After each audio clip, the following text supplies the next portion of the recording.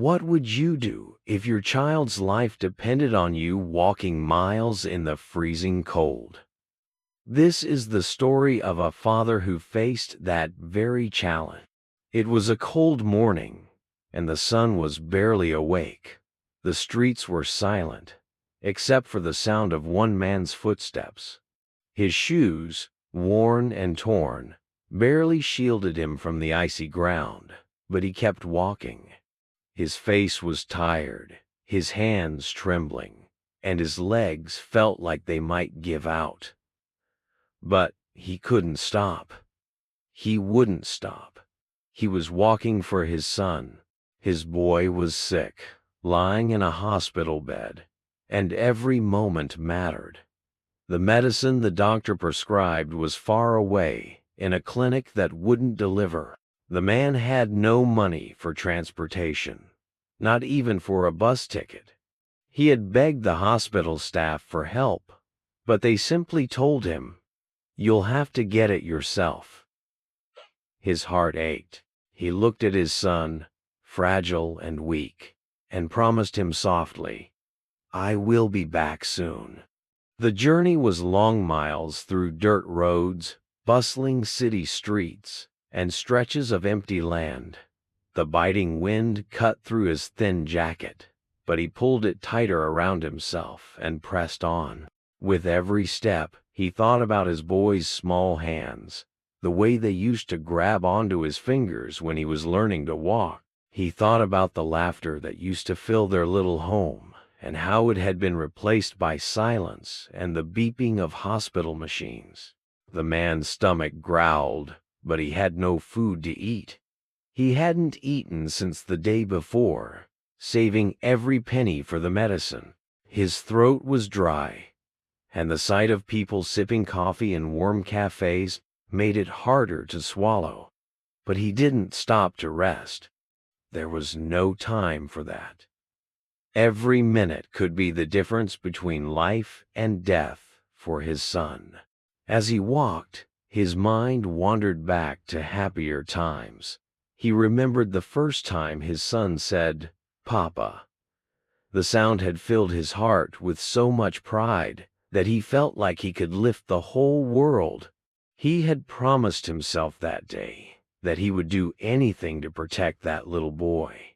Now, years later, that promise was being tested like never before. The miles felt endless. His feet blistered, and every step sent a sharp pain up his legs. But the thought of his son's pale face kept him moving forward. Strangers passed him by, some glancing at him with curiosity, others ignoring him altogether.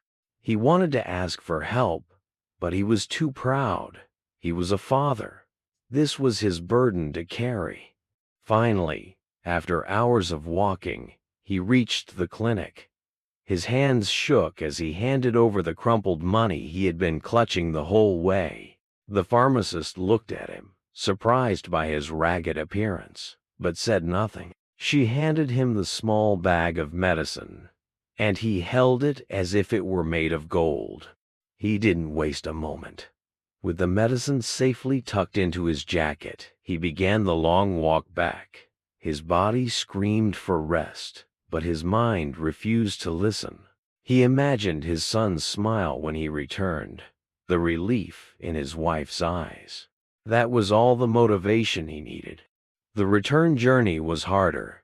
His legs felt like lead, and the cold had seeped deep into his bones. Night was falling, and the streets grew darker. The man stumbled once, falling to his knees. The medicine almost slipped from his hands, and panic surged through him. He clutched it tightly, his breaths ragged, and forced himself back up. "Not now," he whispered to himself. "Not when I'm so close." By the time he reached the hospital, his vision was blurry, and his body felt like it might collapse. But when he stepped into the room and saw his son's face, everything else faded away. His boy's eyes lit up at the sight of him, and a small, tired smile spread across his lips. The man placed the medicine in the nurse's hands, barely able to stand, and then sat beside his son, holding his little hand in his own. The nurse administered the medicine, and the boy's breathing, shallow and labored moments ago, began to steady. The man didn't care about his own pain or exhaustion. He only cared about the rise and fall of his son's chest, the color slowly returning to his cheeks. As the night wore on, the boy's condition improved. The doctor came in and told the man that his quick action had saved his son's life. Tears filled his eyes, but he didn't let them fall. He simply looked at his boy and whispered, "I told you I'd come back." That night, as his son slept peacefully for the first time in days, the man sat by his side, his head resting on the edge of the bed. He was exhausted, but his heart was full. He had walked miles, fought against the cold, hunger, and exhaustion, but he had kept his promise. That was what fathers did. They walked any distance, faced any challenge, and endured any pain, all for the love of their children. And in that quiet hospital room, the man realized something. No matter how difficult the journey, no matter how impossible it seemed, love always gave him the strength to keep going. And that love would never, ever waver.